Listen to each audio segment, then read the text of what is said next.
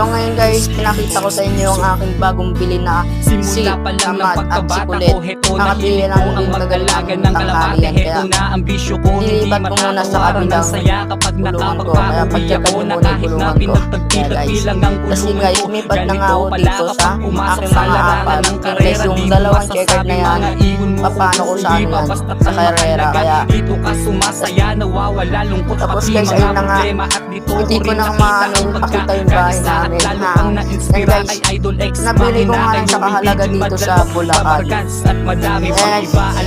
And nabili ko nga lang yung dalawang checkered na yan na mga 130 lang. Kaya yan yung dalawang guys, 200 dalawa na yan. Eh, di bale, santa ng isa. Kaya, papakita nyo